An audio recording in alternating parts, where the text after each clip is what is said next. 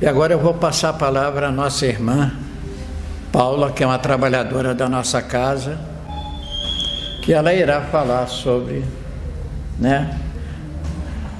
a alma imortal. É isso que nós somos imortais. É esses ensinamentos, esse esclarecimento que a nossa irmã irá trazer para todos nós.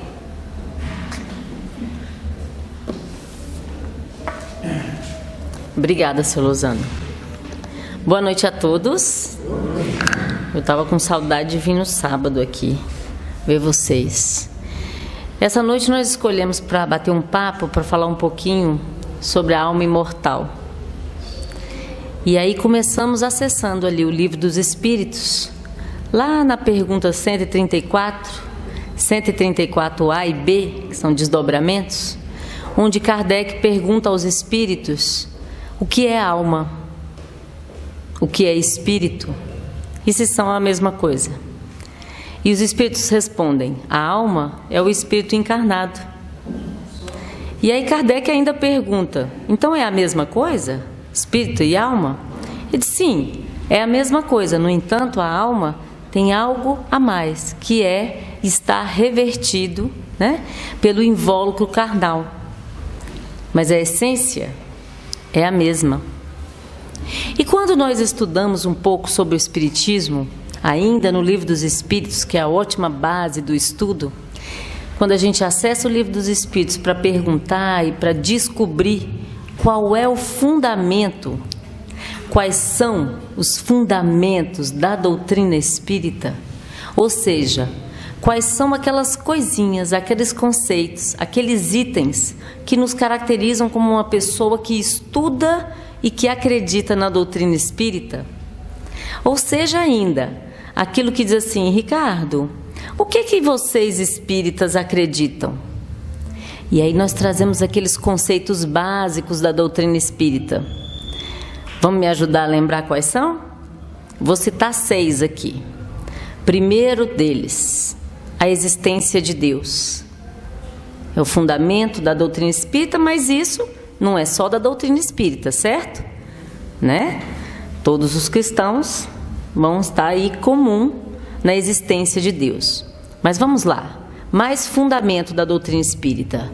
Segundo, imortalidade do espírito.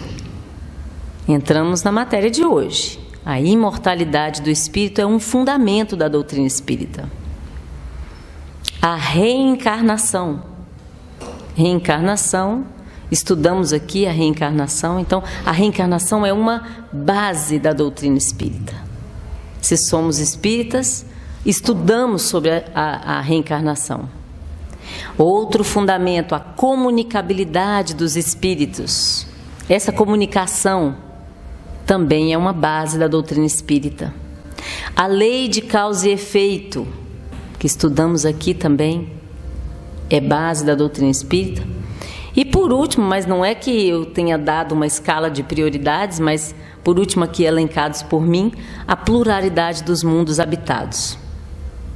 Então veja, a matéria de hoje tem a ver com a base da doutrina espírita, com um dos principais conceitos que a doutrina espírita estuda, que é a imortalidade da alma, do espírito. E vejam, quando a gente fala sobre a reencarnação, que é o terceiro item que eu citei, a gente percebe o seguinte: o espírito, ele é imortal. Ele mergulha na carne para uma missão, que a gente chama de reencarnação, e retorna depois para o seu estado real, para o seu estado definitivo, para o seu estado principal. Ele vem, passa uma missão e retorna. De modo que, se a gente for imaginar o final da encarnação, ou o que a gente chama comumente de morte, na verdade, é uma pausa, é um momento de acabamos essa missão, vamos dar uma pausa, vamos respirar e vamos retornar. Então vejam, quando a gente acredita, quando a gente entende a imortalidade da alma, que nós somos imortais, A reencarnação para nós é aquela bondade de Deus se materializando na oportunidade da renovação. Todos os dias, quando a gente acorda, todos os dias pela manhã, o sol nasce. Então nós temos um ciclo, o sol nasce, se põe, todos os dias nos convida à renovação. Todas as noites, quando paramos o nosso dia, nossa correria do trabalho, do estudo, nós temos uma pausa. Geralmente à noite, quando fazemos as nossas preces, né? A gente faz aquela reflexão que Santo Agostinho nos convida. Como é que foi o meu dia? O que foi bom? O que não foi tão bom? O que eu preciso melhorar? E fazemos uma pausa. O dia seguinte, quando o sol nasce, ele sempre nasce com um convite à renovação. É sempre um início de dia. Como é que vai ser meu dia hoje? O que eu vou fazer do meu dia hoje? Isso nós estamos falando dessa encarnação e de dia. Mas se a gente falar de existência, de reencarnação, assim também é. Vamos recomeçar. Como é que nós vamos refazer a nossa existência? Se a gente pensar que cada um de nós agora, nesse momento, nessa existência, será que tem alguma coisa que a gente gostaria de passar uma borracha, esquecer um pouco e começar de novo? Por exemplo, os nossos relacionamentos, eu não digo só assim homem e mulher, mas filho, mãe, irmãos, amigos. Às vezes a gente, lá na frente, quando a gente é mais maduro, a gente imagina assim: eu não devia ter tratado meus pais dessa forma, eu devia ter entendido melhor os meus pais. Mas às vezes a gente só vê isso na maturidade. Ou os pais às vezes falam assim: eu não devia ter feito assim com os meus filhos. Eu devia ter feito diferente. Eu queria poder passar uma borracha, ou então voltar no tempo, ou ter outra oportunidade para iniciar. A reencarnação é isso. É uma oportunidade de começar.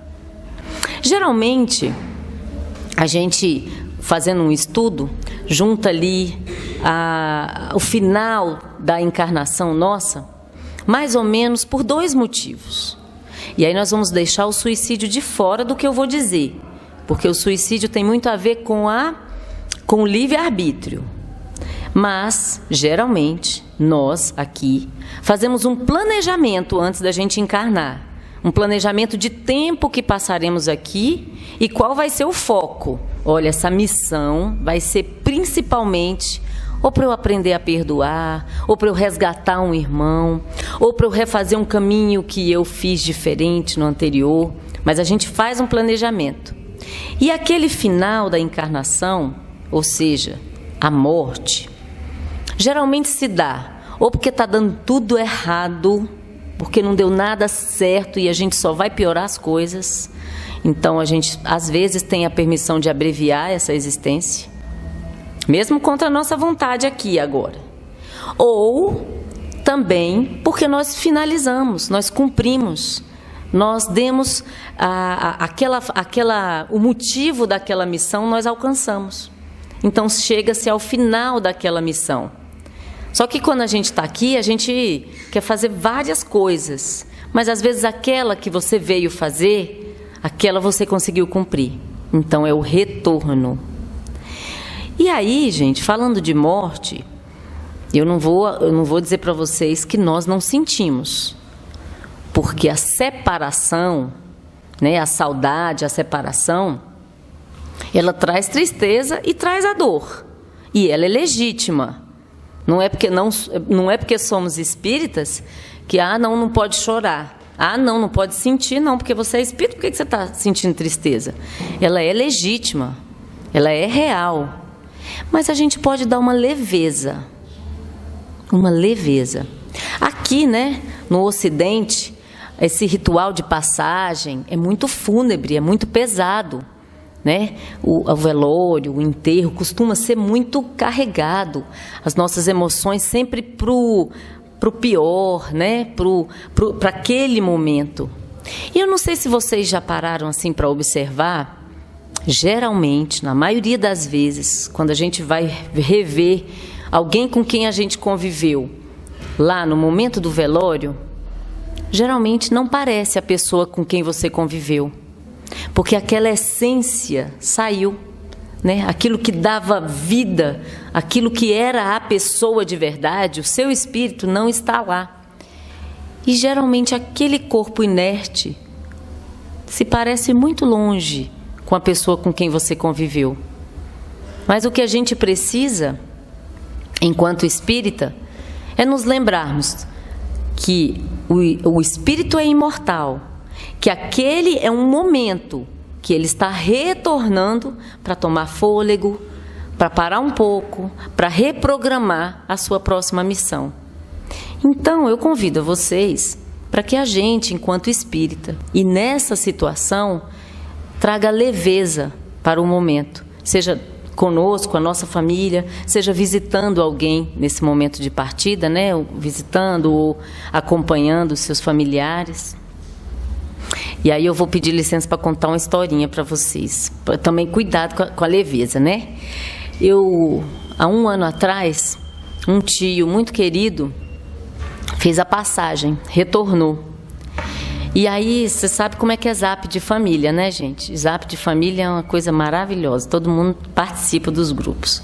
E eu coloquei lá no zap, meus queridos amigos, estou passando para avisar que o tio Flávio retornou à pátria mãe, né? Então façamos as nossas preces para que ele seja bem recebido nesse momento, no que ele precisa. Aí, passado alguns minutinhos, né, alguém colocou lá: prima, que bom, eu sabia que ele ia sair dessa. Eu falei, hã? Aí depois veio umas palminhas e umas coisinhas assim. Aí eu falei, meu Deus, ou tá pensando assim, é porque agora ele tá melhor, ele se libertou, ele tá melhor, ou então não entenderam o que eu falei. Aí eu repeti, né? Vamos então fazer nossas preces para que nesse momento de transição. Aí alguém colocou, prima, o que aconteceu com o tio? Seja clara. Então, quando a gente for dar essa leveza, né? É só a título mesmo de experiência própria, mas que a gente possa dar a leveza do espírita, de dizer, o espírito é imortal. E a nossa encarnação é a oportunidade, é uma bondade de Deus que nos traz ali a oportunidade das mudanças, do melhoramento, do adiantamento, do aprendizado, não é? Então, quando eu ia falando desse momento de separação, a gente tem alguns motivos de tristeza, de dificuldade nessas horas. Uma delas é a saudade, que, como eu disse, é legítima. Mas existem também as pendências e as dependências.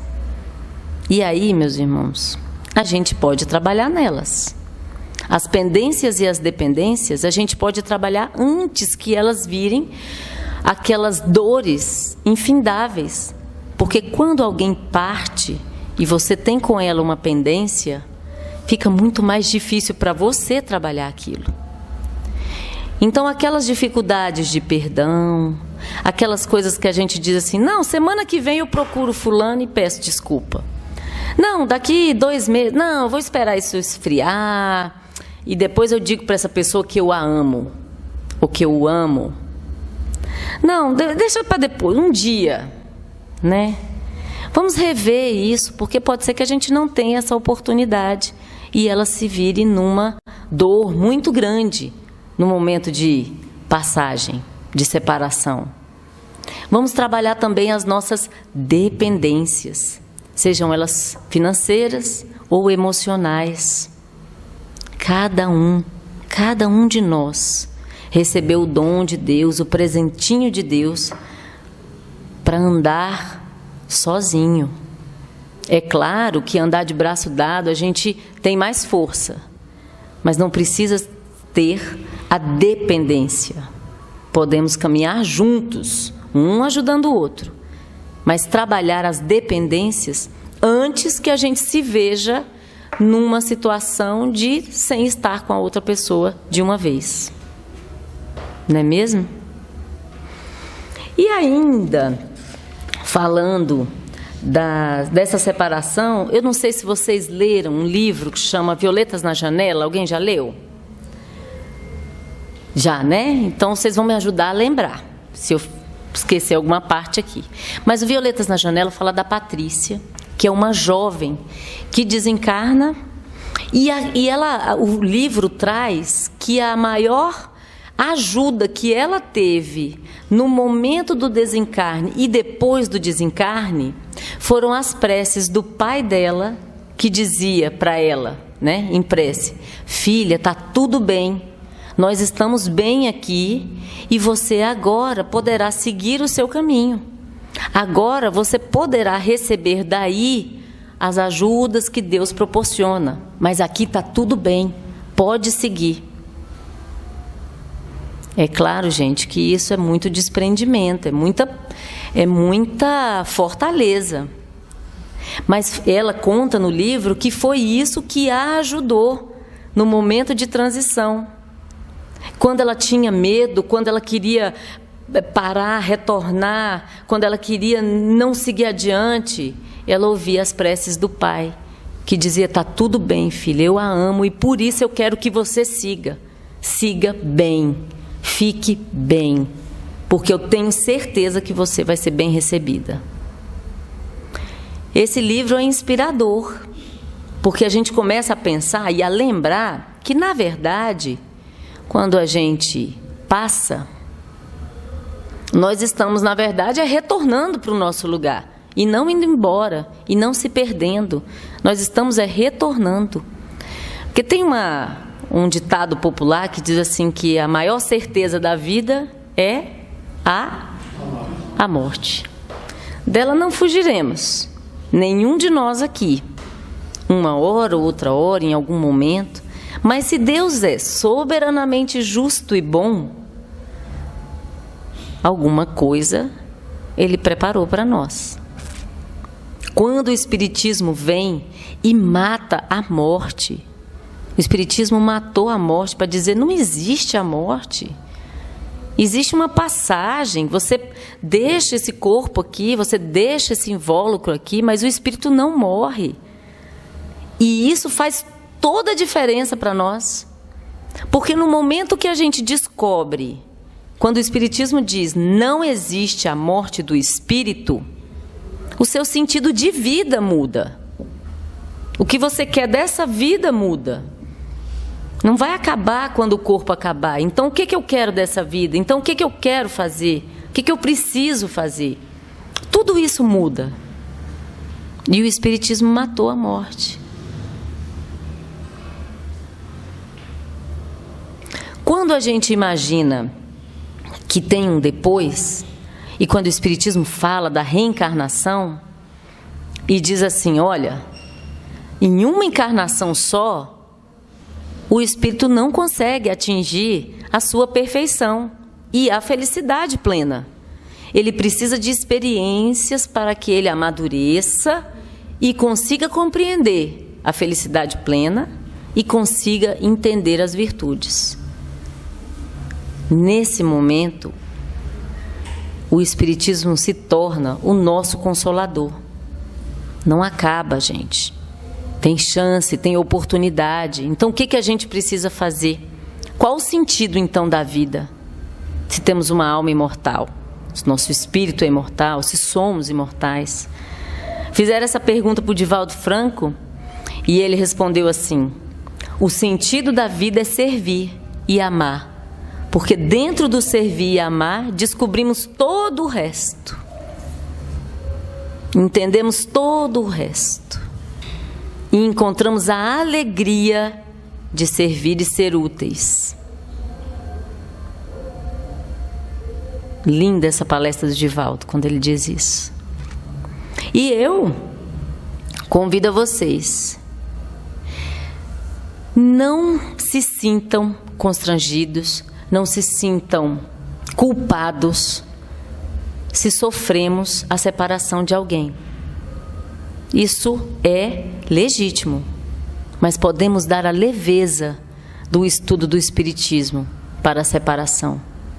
Uma vez nós atendemos uma mãe aqui que ela estava muito aflita. Ela não estudava o espiritismo, mas ela tinha vindo numa casa espírita. Por conta do falecimento do filho, ela estava muito angustiada e ela ouviu que ela não poderia chorar, porque isso traria muito sofrimento ao filho dela. Isso traria muita dor e o filho dela ia sofrer demais, o filho dela ia ficar preso. Então ela ficou engasgada com aquela dor, com aquela vontade de chorar, mas se ela chorasse ia acontecer alguma coisa. Então a angústia dela era tamanha que ela chegou aqui sentindo a culpa de estar sofrendo, mas não conseguia não sofrer, né, gente? Não tem como não sofrer. Então o alívio dela, quando disse assim, é legítimo, vamos chorar juntos. Essa dor é legítima, gente. Ela é real e ela não é feia a gente sentir, não. A gente só precisa tomar o cuidado com a revolta, com o sentimento de inconformismo que às vezes cresce. A gente precisa lembrar que estamos aqui, mas não somos daqui. Estamos numa missão e ela é muito maior do que aqui, do que agora. Nós ainda vamos nos ver. Como podemos lembrar que somos a bagagem do que recolhemos em cada experiência, em cada encarnação. Mas estamos nesse caminhar ainda. E ainda temos que caminhar para frente. Então, o meu convite de hoje é que, entendendo a imortalidade da alma, compreendendo essa bondade do Mestre Jesus com as nossas encarnações e com as nossas missões, que a gente leve essa leveza por onde andarmos, onde estivermos. A leveza sem a culpa, mas a leveza da certeza da imortalidade da alma. Sejamos consoladores da doutrina espírita, levando essa mensagem por onde estivermos. Seja pessoalmente, seja pelas redes sociais, né? Hoje, infelizmente, nós vivemos um momento em que na rede social ainda se trabalha muito com as chamadas fake news, né? Que são as notícias falsas, que são às vezes, eu não sei se vocês já ouviram falar um termo que chama haters, não sei se alguém aqui já ouviu falar, que são como se fosse assim, odiadores de plantão, que as pessoas fazem comentários nas redes sociais, no Facebook, e outras pessoas vêm assim com uma crueldade, às vezes, com umas críticas muito pesadas na rede, né? Sejamos nós, então, os pacificadores e os consoladores, também nas redes sociais, assim como pessoalmente. E era isso que eu tinha para conversar com vocês hoje. Muito obrigada pela paciência e pelo momento com vocês. Boa noite a todos.